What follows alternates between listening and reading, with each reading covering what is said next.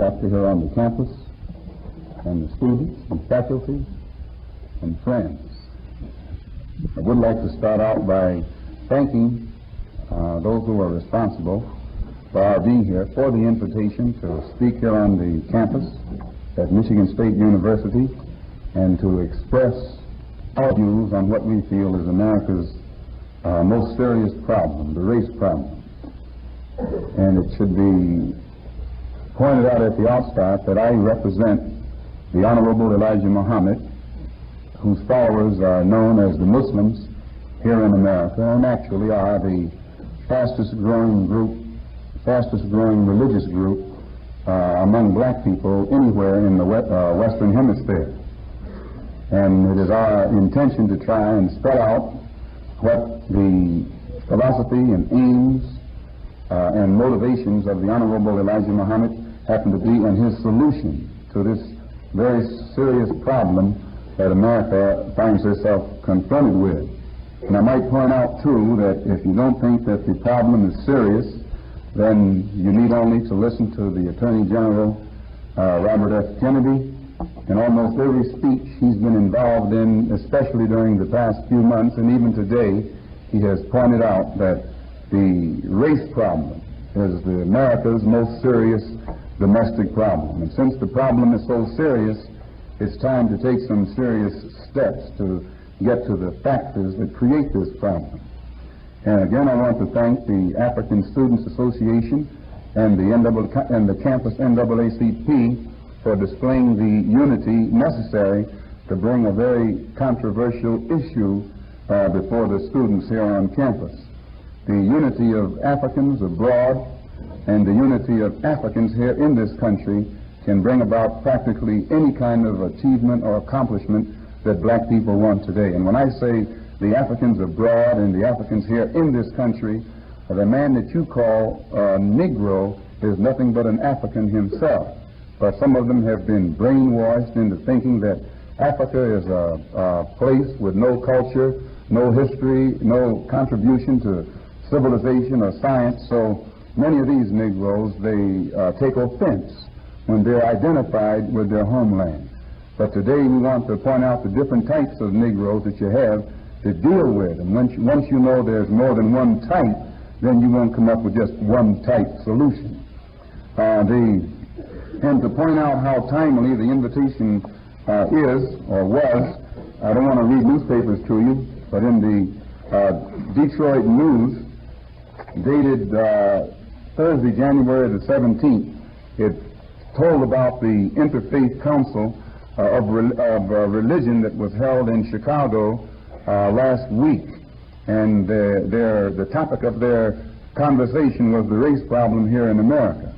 And it pointed out that all of the time that they spent and money that they spent, actually they didn't get to the meat of the issue. And in this particular copy of the paper, on page 3, the chaplain at Wayne State University actually criticized the efforts of these Protestant, Catholics, and Jews in Chicago last week for failing to bring spokesmen to that conference who really would speak for black people and spell out issues that were not being spelled out by the others. And I just want to read a recommendation that he made. Mr. Boyd believes that the conference might have accomplished much good if the speakers had included a white supremacist and a Negro race leader, preferably a top man in the American black Muslim movement. He said that a debate between them would undoubtedly be bitter, but it would accomplish one thing. It would get some of the real issues out into the open. And I think that the man is right. Most of the so-called Negroes that you listen to on the race problem usually don't represent any following of black people. Usually they are Negroes who have been put in that position by the white man himself, and when they speak, they're not speaking for black people, they're saying exactly what they know the white man who put them in that position wants to hear them say. So again, I think that it was very progressive and objective on the part of these two sponsoring groups to give us an opportunity to tell you how black people really think and how black people really feel and how dissatisfied black people have become increasingly so with the conditions that our people find ourselves in here in this country. Now, in speaking in professing to speak for black people, by representing the Honorable Elijah Muhammad, you want to know, who does he represent? Who does he speak for? There are two types of Negroes in this country. There's the bourgeois type, who blinds himself to the conditions of his people and who is satisfied with token solutions. He's in the minority. He's a handful. He's usually the hand-picked Negro who benefits from token integration. But the masses of black people who really suffer the brunt of brutality and the conditions that exist in this country are represented by the leadership of the Honorable Elijah Muhammad. So when I come in here to speak to you, I'm not coming in here speaking as a Baptist or a Methodist or a Democrat or a Republican or a Christian or a Jew, or not even as an American. Because if I could stand up here and speak to you as an American, we wouldn't have anything to talk about. The problem would be solved. But we don't even profess to speak as an American. We are speaking I'm speaking as a black man. And I'm letting you know how a black man thinks, how a black man feels, and how dissatisfied black man should have been 400 years ago. So, and if I raise my voice, you forgive me or excuse me. I'm not doing it out of disrespect. I'm speaking from my heart, and you get it exactly as the feeling brings it out. When I pointed out that there are two kinds of Negroes, some Negroes don't want a black man to speak for them. That type of Negro doesn't even want to be black. He's ashamed of being black. And you'll never hear him refer to himself as black. Now, that type we don't pretend to speak for. You can speak for him. In fact, you can have him. But the ones that the Honorable Elijah Muhammad speaks for are those whose pattern of thinking, pattern of thought, pattern of behavior, pattern of action is being changed by what the Honorable Elijah Muhammad is teaching throughout America. These are that mass element, and usually when you hear the press refer to the Honorable Elijah Muhammad, they refer to him as a teacher of hate, or an advocate of violence, or what's this other thing, black supremacist. Actually, this is the type of propaganda put together by the press, thinking that this will alienate masses of black people from what he's saying. But actually, the only one whom that type of propaganda alienates is this Negro who's always up in your face begging you for what you have, or begging you for a chance to live in your neighborhood or work on your job or marry one of your women. Well, that type of Negro naturally doesn't want to hear what the Honorable Elijah Muhammad is talking about. But the type that wants to hear what he's saying is the type who feels that he'll get farther by standing on his own feet and doing something for himself toward solving his own problem, instead of accusing you of creating the problem and then at the same time depending upon you to do something to solve the problem. So you have two types of Negro, the old type and the new type. Most of you know the old type. When you read about him in history during slavery, he was called Uncle Tom. He was the house Negro.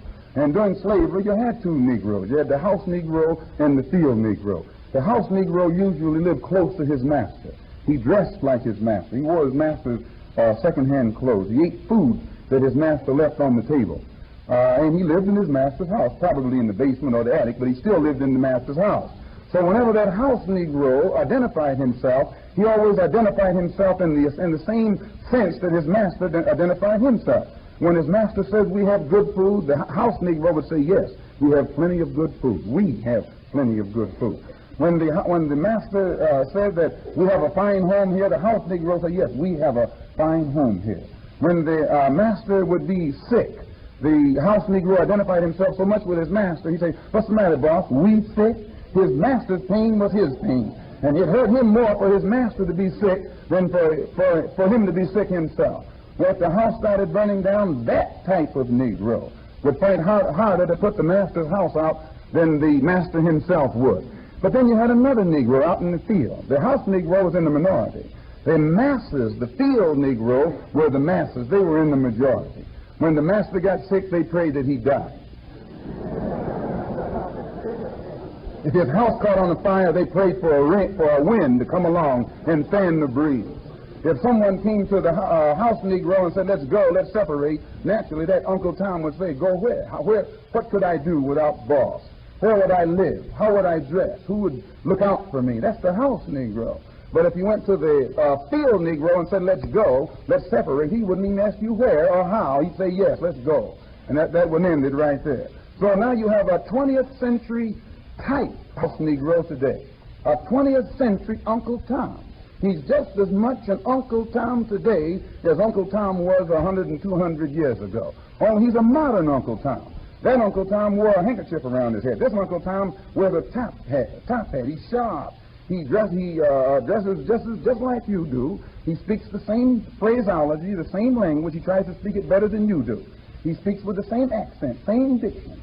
And when you say your army, he says our army. He hasn't got anybody to defend himself, to defend him. But anytime you say we, he says we. Our president, our government, our Senate, our congressman, our this and our that. And he hasn't even got a seat in that our, even at the end of the line. So this is the 20th century Negro. Whenever you say use the personal pronoun in the singular or in the plural, he uses it right along with you. When you say you're in trouble, he says, yes, we're in trouble. But then there's another kind of black man on the scene. If you say you're in trouble, he says, yes, you're in trouble. He doesn't identify himself with your plight whatsoever. And this is the thing that the white people in America have got to come to realize, that there are two types of black people in this country. One who identifies with you so much so he will let you brutalize him and still beg you for a chance to sit next to you. And then there's one who's not interested in sitting next to you. He's not interested in being around you. He's not interested in what you have. He wants something of his own. He wants to sit someplace where he can call his own.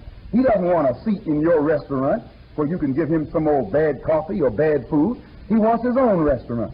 And he wants some land that he can build that restaurant on, and a city that can go in. He wants something of his own.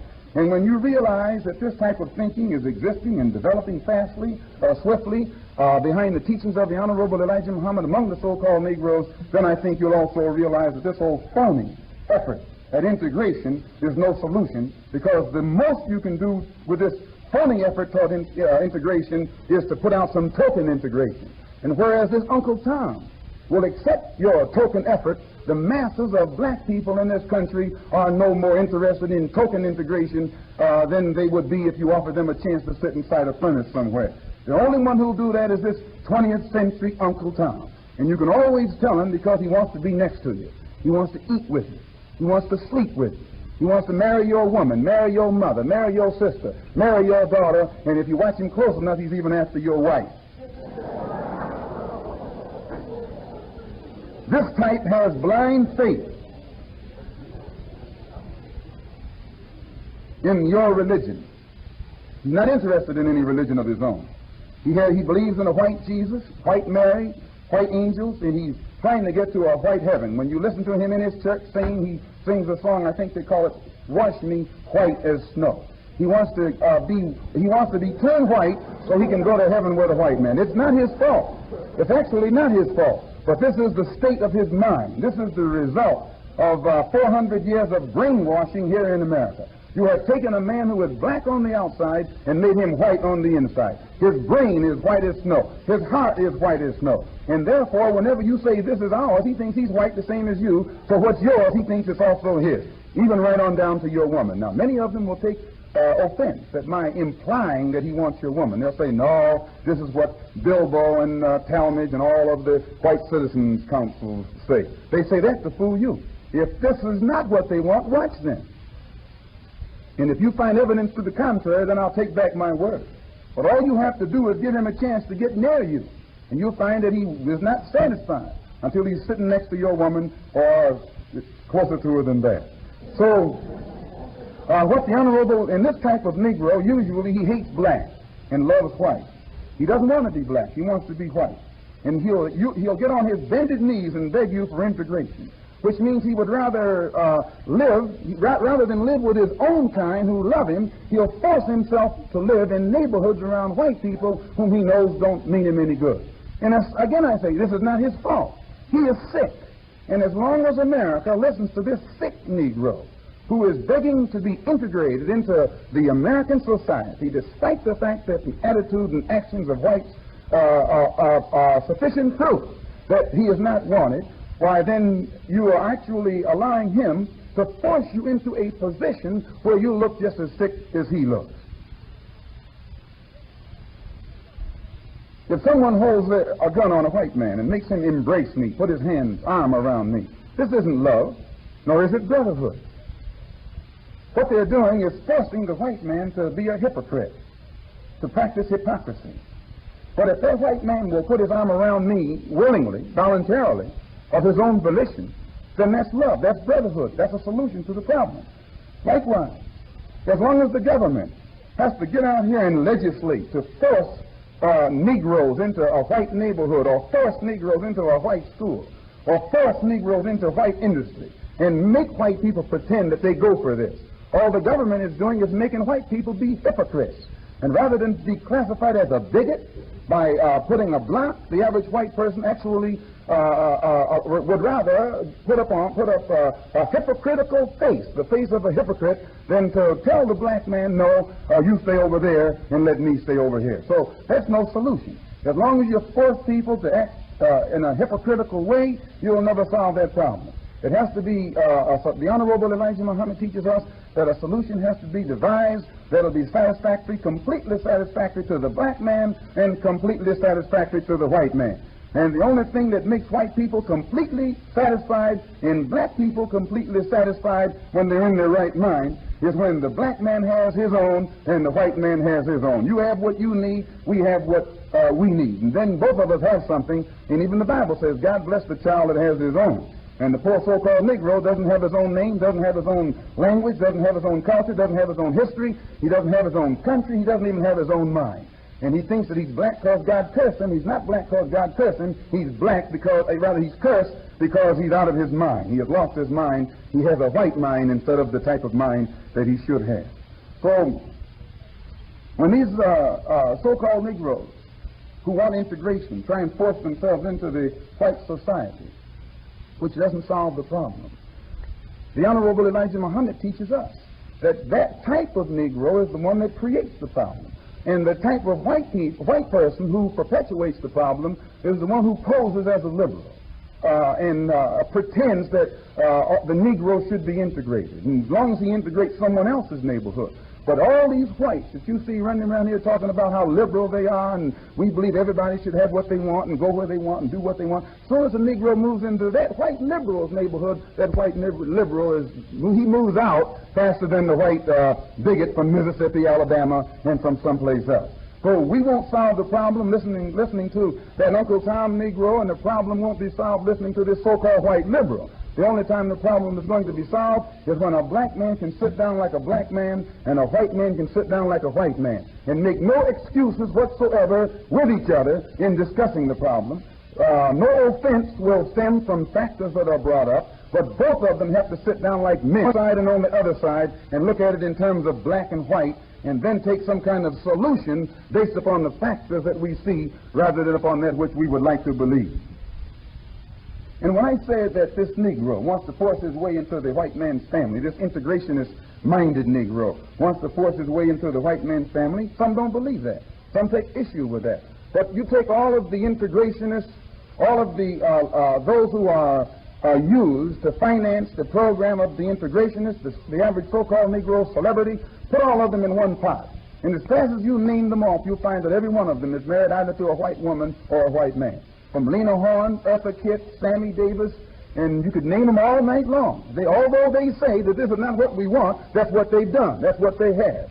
And we don't, the black masses don't want what Lena Horne wants, or what Sammy Davis wants, or what, who's his name, the rest of them want. Usually you'll find that before Sammy Davis and Lena Horne and Eartha Kitt and Harry Belafonte become involved in a mixed marriage, you could go into the Negro community, anyone across the country, and find those stars with records on the jukeboxes in the Negro community. You can't walk into a Negro community today and find anybody that the Negro community knows is involved in a mixed marriage with their records being popular in the Negro community, subconsciously.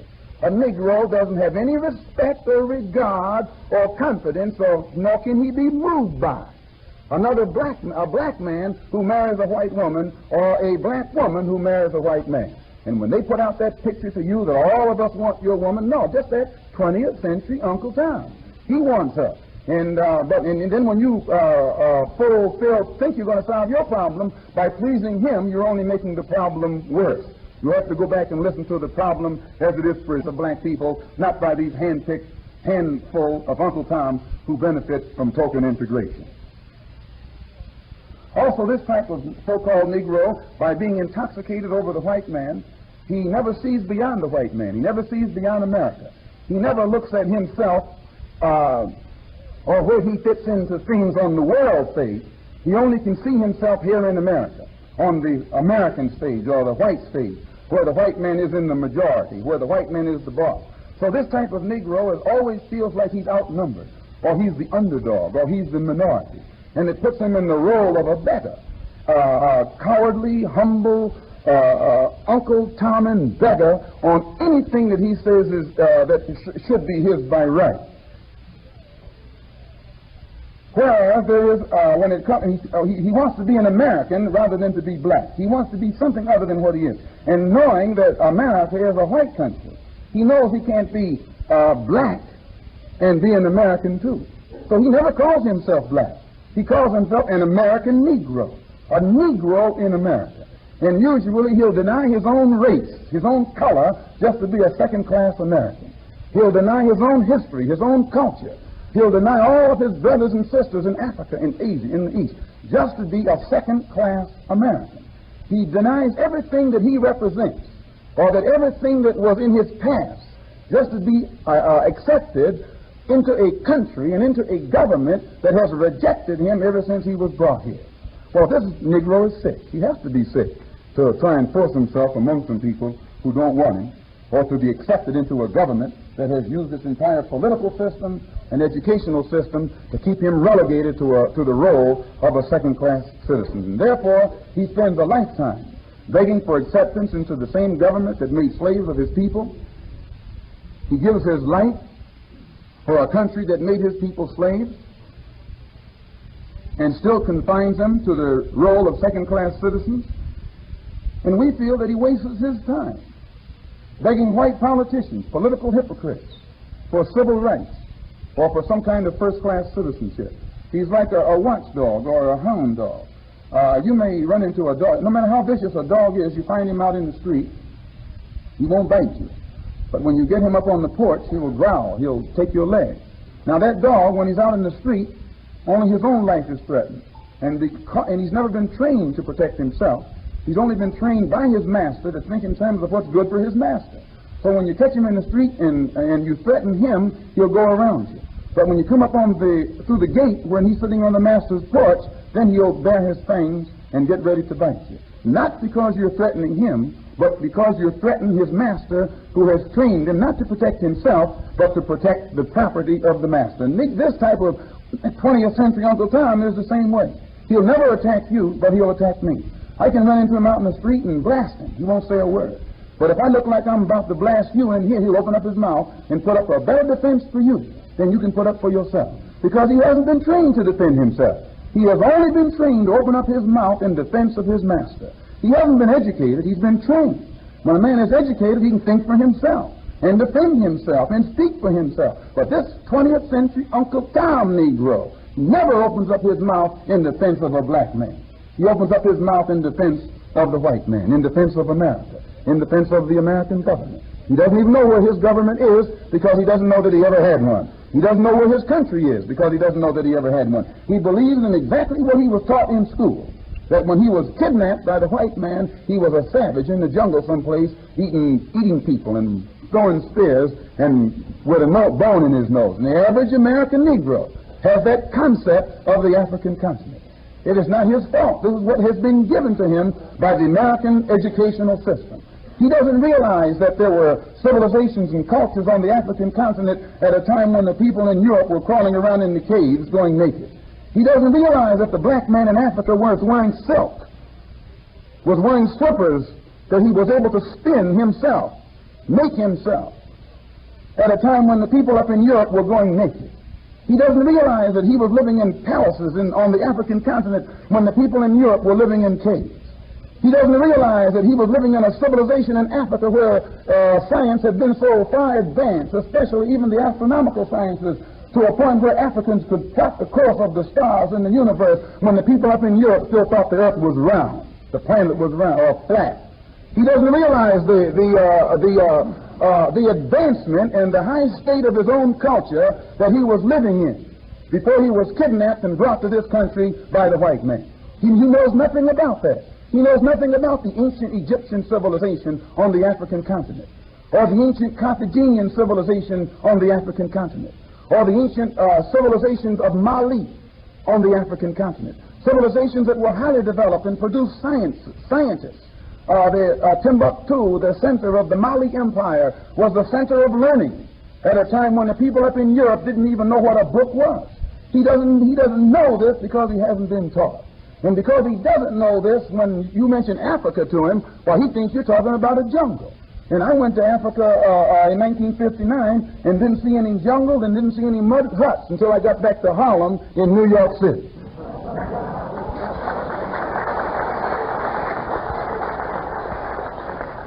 So you're familiar with that type of Negro. And the black man that you're not familiar with is the one that we would like to point out now. He is the new type. He's the type that seldom the white man ever comes in contact with. And when you do come in contact with him, you're shocked because you didn't know that this type of black man existed. And immediately you think, well, here's one of those black supremacists or racists or extremists who believe in violence and all that old kind of, well, that's what they call it. This new type of black, he doesn't want integration. He wants separation. Not segregation, separation. To him, segregation, as we're taught by the Honorable Elijah Muhammad, means that which is forced upon inferiors by superiors. A segregated community is a Negro community. But the white community, though it's all white, it's never called a segregated community. It's a separate community. In the white community, the white man controls the economy, his own politics, his own everything. That's his community. But at the same time, all the Negro lives in a separate community. It's a segregated community, which means it's regulated from the outside by outsiders. The white man has all of the businesses in the Negro community. He runs the politics of the Negro community. He controls all the civic organizations in the Negro community. This is a segregated community. We don't go for segregation. We go for separation. Separation is when you have your own. You control your own economy. You control your own politics. You control your own society. You control your own everything. You have yours and you control yours. We have ours and we control ours. They don't call Chinatown in New York City or on the West Coast a segregated community. Yet it's all Chinese. But the Chinese control it. Chinese voluntarily live there. They control it. They run it. They have their own schools. They control their own politics, control their own industry. And they don't feel like they're being made inferior because they have to live to themselves. They choose to live to themselves. They live there voluntarily. And they are doing for themselves in their community the same thing you do for yourself in your community. This makes them equal because they have what you have. But if they didn't have what you have, then they'd be controlled from your side, even though they would be on their side. They'd be controlled from your side by you. So when we who follow the Honorable Elijah Muhammad say that we're for separation, it should be emphasized. We're not for segregation. We're for separation. We want the same for ourselves as you have for yourself. And when we get it, then it's possible to think more intelligently and to think in terms that are along peaceful lines. But a man who doesn't have what is his, he can never think always in terms that are along peaceful lines. This new type rejects the white man's Christian religion. He recognizes the real enemy. That Uncle Tom can't see his enemy. He thinks his friend is his enemy and his enemy is his friend. And he usually ends up loving his enemy, turning his other cheek to his enemy. But this new type, he doesn't turn the other cheek to anybody. He doesn't believe in any kind of peaceful suffering. He believes in obeying the law. He believes in respecting people. He believes in doing unto others as he would have done unto himself. But at the same time, if anybody attacks him, he believes in retaliating if it costs him his life. And it is good for white people to know this. Because if white people get the impression that Negroes all endorse this old turn the other cheek, cowardly philosophy of Dr. Martin Luther King, then whites are going to make the mistake of putting their hands on some black man thinking that he's going to turn the other cheek, and he'll end up losing his hand and losing his life in the trial. Spends a lifetime begging for acceptance into the same government that made slaves of his people. He gives his life for a country that made his people slaves and still confines them to the role of second-class citizens. And we feel that he wastes his time begging white politicians, political hypocrites, for civil rights or for some kind of first-class citizenship. He's like a watchdog or a hound dog. You may run into a dog. No matter how vicious a dog is, you find him out in the street, he won't bite you. But when you get him up on the porch, he will growl. He'll take your leg. Now that dog, when he's out in the street, only his own life is threatened. And he's never been trained to protect himself. He's only been trained by his master to think in terms of what's good for his master. So when you catch him in the street and you threaten him, he'll go around you. But when you come up through the gate when he's sitting on the master's porch, then he'll bare his fangs and get ready to bite you. Not because you're threatening him, but because you're threatening his master, who has trained him not to protect himself, but to protect the property of the master. And this type of 20th century Uncle Tom is the same way. He'll never attack you, but he'll attack me. I can run into him out in the street and blast him. He won't say a word. But if I look like I'm about to blast you in here, he'll open up his mouth and put up a better defense for you than you can put up for yourself. Because he hasn't been trained to defend himself. He has only been trained to open up his mouth in defense of his master. He hasn't been educated, he's been trained. When a man is educated, he can think for himself and defend himself and speak for himself. But this 20th century Uncle Tom Negro never opens up his mouth in defense of a black man. He opens up his mouth in defense of the white man, in defense of America, in defense of the American government. He doesn't even know where his government is because he doesn't know that he ever had one. He doesn't know where his country is because he doesn't know that he ever had one. He believes in exactly what he was taught in school, that when he was kidnapped by the white man, he was a savage in the jungle someplace, eating people and throwing spears and with a bone in his nose. And the average American Negro has that concept of the African continent. It is not his fault. This is what has been given to him by the American educational system. He doesn't realize that there were civilizations and cultures on the African continent at a time when the people in Europe were crawling around in the caves going naked. He doesn't realize that the black man in Africa was wearing silk, was wearing slippers that he was able to spin himself, make himself, at a time when the people up in Europe were going naked. He doesn't realize that he was living in palaces on the African continent when the people in Europe were living in caves. He doesn't realize that he was living in a civilization in Africa where science had been so far advanced, especially even the astronomical sciences, to a point where Africans could plot the course of the stars in the universe when the people up in Europe still thought the earth was round, the planet was round or flat. He doesn't realize the advancement and the high state of his own culture that he was living in before he was kidnapped and brought to this country by the white man. He knows nothing about that. He knows nothing about the ancient Egyptian civilization on the African continent, or the ancient Carthaginian civilization on the African continent, or the ancient civilizations of Mali on the African continent, civilizations that were highly developed and produced scientists. Timbuktu, the center of the Mali Empire, was the center of learning at a time when the people up in Europe didn't even know what a book was. He doesn't know this because he hasn't been taught. And because he doesn't know this, when you mention Africa to him, well, he thinks you're talking about a jungle. And I went to Africa in 1959 and didn't see any jungle and didn't see any mud huts until I got back to Harlem in New York City.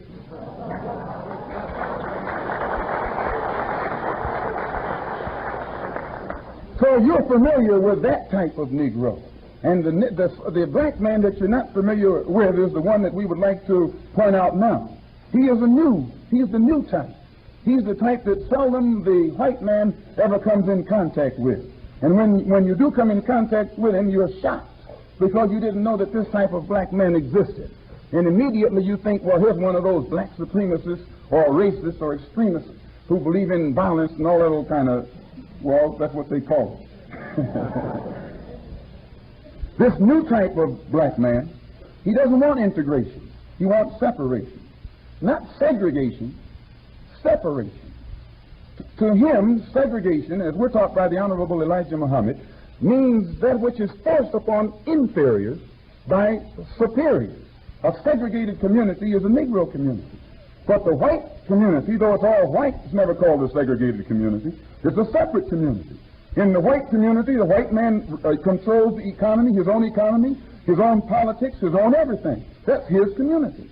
But at the same time, all the Negro lives in a separate community. It's a segregated community, which means it's regulated from the outside by outsiders. The white man has all of the businesses in the Negro community. He runs the politics of the Negro community. He controls all the civic organizations in the Negro community. This is a segregated community. We don't go for segregation.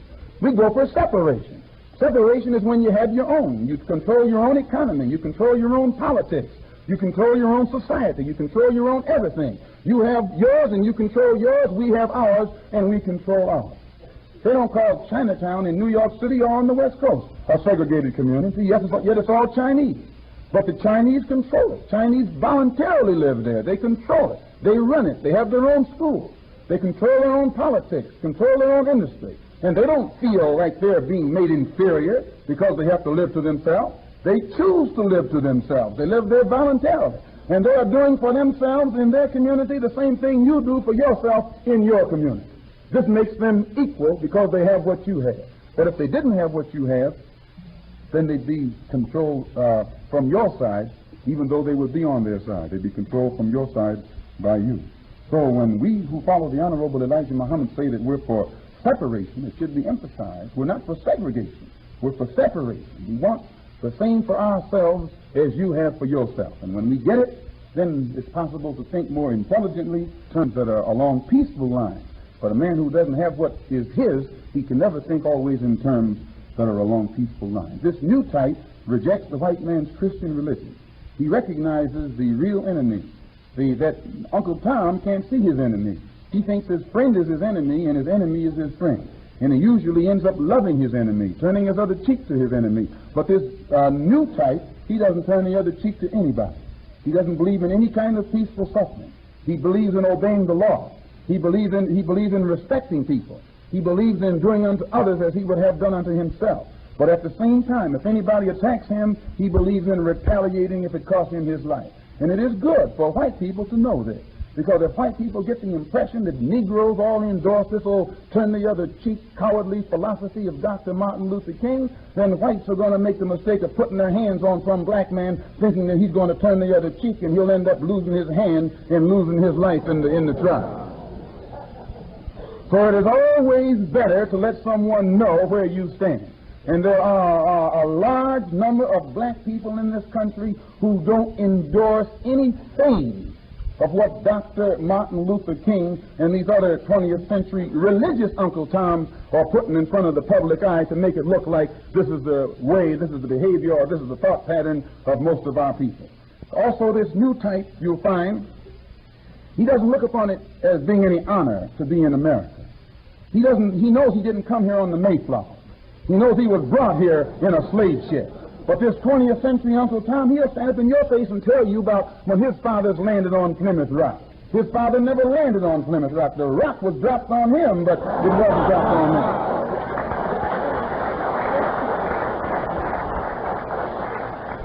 So this type doesn't make any apology for being in America, nor does he make any apology for the problem his presence in America presents for Uncle Sam. He knows he was brought here in chains, and he knows he was brought here against his will. He knows that the problem itself was created by the white man, and that it was created because the white man brought us here in chains against our will. It was a crime. And the one who committed that crime is the criminal today who should pay for the crime that was committed. You don't put the crime in jail. You put the criminal in jail. And kidnapping is a crime. Slavery is a crime. Lynching is a crime. And the presence of 20 million black people in America against their will is a living witness or living testimony of the crime that Uncle Sam committed, your forefathers committed when our people were brought here in chains. And the reason the problem can't be solved today is you try and dress it up and doctor it up and make it look like a favor was done to the black man by having brought the black man here. But when you realize that it was a crime that was committed, then you approach the solution to that problem in a different light, and then you can probably solve it. And as long as you think Negroes are running around here of the opinion that you're doing them a favor by letting them have some of this and letting them have some of that, why, naturally, every time you give a little bit more justice or freedom to the black man, you stick out your chest and say, see, we're solving the problem. You're not doing the black man any favor. If you stick a knife in my back, if you pull it in 9 inches and pull it out 6 inches, you haven't done me any favor. If you pull it all the way out, you haven't done me any favor. And this is what you have to realize. If you put a man in jail against his will, illegally, he's not guilty, you frame him up. And then because he resents what you've done to him, you put him in solitary confinement to break his spirit. After his spirit is broken, you let him out a little bit and give him the general run of the prison, you haven't done him any favor. If you let him out of prison completely, you haven't done him any favor because you put him in there unjustly and illegally in the first place. Now, you have 20 million black people in this country who were brought here and put in a political, economic, and mental prison. This was done by Uncle Sam. And today you don't realize what a crime your forefathers have committed. And you think that when you open the door a few cracks and give this little integration, an intoxicated Negro, a chance to run around in the prison yard, that's all he's doing, that you're doing him a favor. But as long as he has to look up to someone who doesn't represent him and who doesn't speak for him, that person only represents the warden. It doesn't represent some kind of president or mayor or governor or senator or congressman or anything else. So this new type, the fact has to be faced that he exists, especially since he's in the house. And he didn't come here against his will, so you have to take the blame for his being here. And once you take the blame, then it's easier for you to approach the problem more sensibly and try and get a solution. And the solution can never be based upon hypocrisy. The Honorable Elijah Muhammad says that this solution has to be based upon reality. Tokenism is hypocrisy. One little student in the University of Mississippi, that's hypocrisy. A handful of students in Little Rock, Arkansas, is hypocrisy. A couple students going to school in Georgia is hypocrisy. Integration in America is hypocrisy in the rawest form, and the whole world can see it. All this little tokenism that is dangled in front of the Negro, and then he's told, see what we're doing for you, Tom. Why, the whole world can see that this is nothing but hypocrisy, and all you do is make your image worse. You don't make it better. So again, this new type, as I say, he rejects the white man's Christian religion. You find in large numbers they're turning toward the religion of Islam. They're becoming Muslims, believing in one God whose proper name is Allah, and Muhammad as his apostle, and turning toward Mecca, praying 5 times a day, fasting during Ramadan, and all of the other principles that are laid out by the religion of Islam. He's becoming a Muslim, and just as I think it was Dr. Billy Graham who made a crusade through Africa and came back and said that Islam is sweeping through Africa, outnumbering Christianity in converts 11-1, which means every time one African becomes a Christian, 11 of them become a Muslim. And then that one who became a Christian, he forgets it and goes on to be a Muslim too. And Bishop Pike pointed out the same thing in Look magazine in December 1960, and then Time magazine. Heaven forbid that I should mention that magazine, but Time magazine Time magazine mentioned in 2 weeks ago that Islam is sweeping throughout Africa. And just as it is sweeping throughout the black people of Africa, it's sweeping throughout the black people right here in America. Only the one who's teaching it here in America is the Honorable Elijah Muhammad. He is the religious leader, the religious teacher. He is the one that is spreading the religion of Islam among the slaves, ex-slaves, here in America. You have Muslims who have come to this country from the Muslim world. There are probably 200,000 Muslims in this country from the Muslim world who were born in the Muslim world. And all of them combined have never been able to convert 100 Americans to the religion of Islam. Yet it's the nature of Islam to propagate the faith, to spread the faith, to make everyone bear witness that there's no God but Allah and Muhammad is his apostle. And if you find all of the Muslims of the Muslim world who come here unable or incapable of turning the American people toward Allah and toward Mecca and toward Islam, and then this little black man from the cotton fields of Georgia is able to stand up and get black people by the hundreds of thousands to turn toward Mecca 5 times a day and give praise to Allah and come together in unity and harmony. Well, you'd have to be out of your mind to think the people of the Muslim world don't recognize the wonderful religious and spiritual accomplishment that's being achieved here among the so-called Negroes by the Honorable Elijah Muhammad. And I take time to mention that because the propagandists try and convey the picture that we're not Muslims, we're not religiously motivated, and that we are in no way identified or recognized or connected with our people of the Muslim world. Well, if they didn't recognize us, we wouldn't care. We're not particularly looking for recognition. We're looking for recognition from Allah, from God.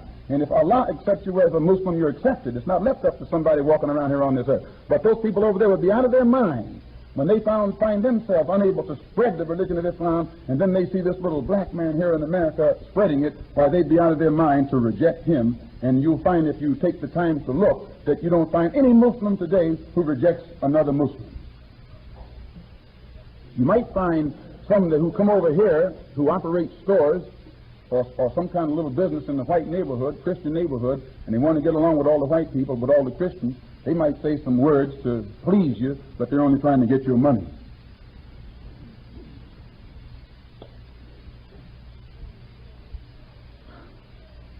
So the followers of the Honorable Elijah Muhammad look to him and what he teaches, his program and his message, as our only solution. And they see separation as our only salvation.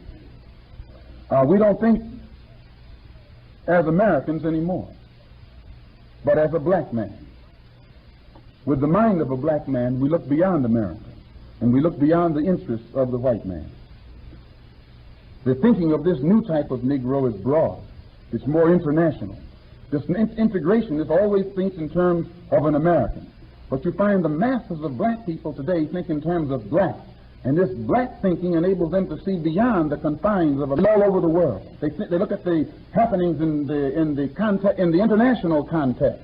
By this little integrationist Negro thinking locally, by his thinking and desires being confined to America, he's limited. He's the underdog. He's the minority. But the masses of black people who have been exposed to the teachings of the Honorable Elijah Muhammad, their thinking is more international. They look on this earth and they see that the majority of the people on this earth are dark. And by seeing that the majority of the people on this earth are dark, they don't regard themselves as a minority in America, but rather they regard themselves as part of that vast, dark majority. So therefore, when you run into that type of black man, he doesn't speak as an underdog. He doesn't speak like you outnumber him, or he doesn't speak like there's any harm that you can do to him. He speaks as one who outnumbers you.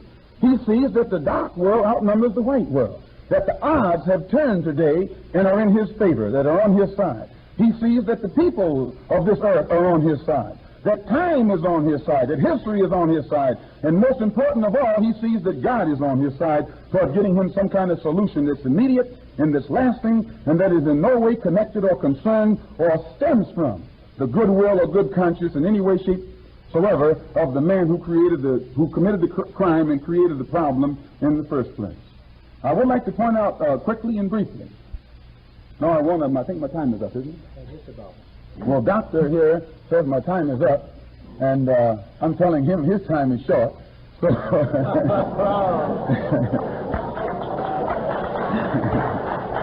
so I think what's good for the goose is good for the gander.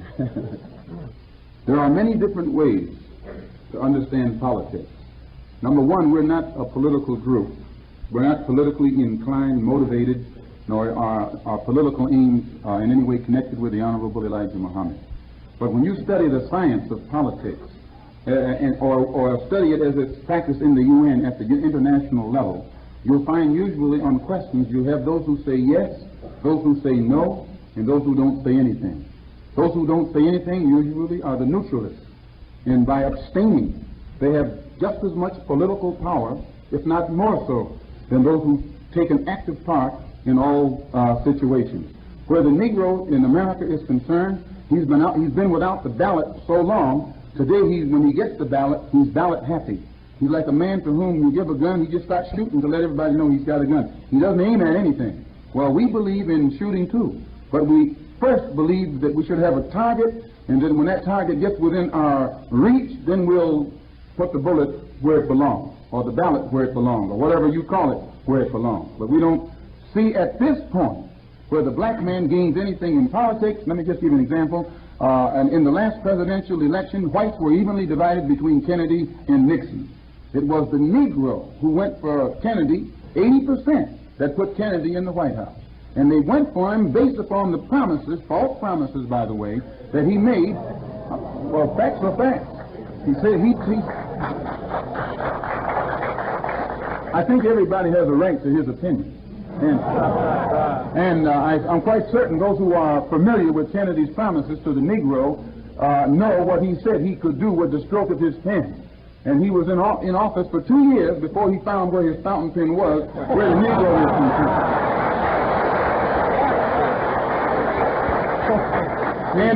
And the excuse that he used was that he first had to change the attitude of Southern segregationists. Now, he didn't tell you that when he asked you to vote for him.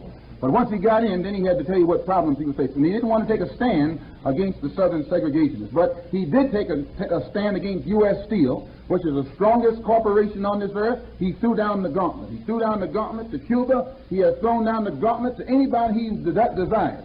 But when it comes to the Negro, he's always got an alibi that puts him off until a little while later. So this is why we don't believe in any white politicians or anything like that can solve our problem. We'll get together among ourselves with these students who go to these colleges and get equipped and solve the problem for ourselves. I think that you'll find that the Negro leadership across the country classified the ultimate document that he signed as something absolutely worthless insofar as the housing conditions for Negroes. Just another political trick. Whenever you send 15,000 troops and spend $6 or $7 million just to put one Negro in the midst of some yapping wolves, you haven't done that Negro nor the masses of black people any favor, nor have you solved the problem. If it's legal and just and right for Meredith to be at the University of Mississippi, according to Robert Kennedy, the Attorney General, and all of the others, then every other black man in Mississippi has just as much right to be there. So if you're going to spend all that money and all that manpower putting one in there, why not just go in and take the criminals who are responsible for keeping the masses out and taking them down off their posts and then opening the doors to everybody? That would be a solution, but they're not going to do that. They always want to use methods that put one Negro at a time. And then they use him to turn around and tell the masses, you see, we're solving the problem, and the problem is still unsolved. The Honorable Elijah Muhammad says the only way to solve the problems for the so-called Negro is complete separation. Can I explain it, Doctor? Sure, go right ahead. Tell him the Honorable Duncan says, yeah, go ahead. The Honorable Brother Duncan here says I can proceed. The number one, what Mr. Muhammad says is this, that every effort on the part of the government up to now to solve this problem by bringing about a just, equitable situation between whites and blacks mixed up together here in this house has failed. It has failed absolutely. So he says that since you can't give the Negro justice in your house, let us leave this house and go back home. Now, at the same time that he says let us go back home to our own people in our own homeland, the government itself is the leading opposer toward any mass element of black people becoming orientated in the direction of home. They put forth the effort to stop this. So what he says is, since you can't give it to us here, mixed up in your house, and you don't want us to go home, back to our own people, then the only alternative is to separate the house. Give us part of this country, and let us live in that part. You asked me to explain. Now, you want me to explain? You may think it's funny, but one of these days you won't.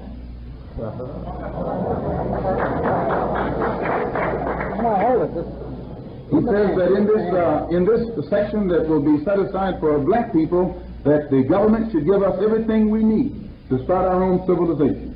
They should give us everything we need to exist for the next 25 years. And when you stop and consider you shouldn't be shocked. You give Latin America $20 billion, and they never fought for this country. They never worked for this country. You send billions of dollars to Poland and to Hungary. They're communist countries. They never contributed anything there. This is what you should realize. The greatest contribution to this country was that which was contributed by the black man. If I take the wages, just a moment, if I take the wages of everyone here, individually, it means nothing. But collectively, all of the earning power or wages that you earn in 1 week would make me wealthy. And if I could collect it for a year, I'd be rich beyond dreams. Now, when you see this, and then you stop and consider the wages that were kept back from millions of black people, not for 1 year, but for 310 years, you'll see how this country got so rich so fast, and what made the economy as strong as it is today. And all of that slave labor that was amassed in unpaid wages is due someone today, and you're not giving us anything when we say that it's time to collect.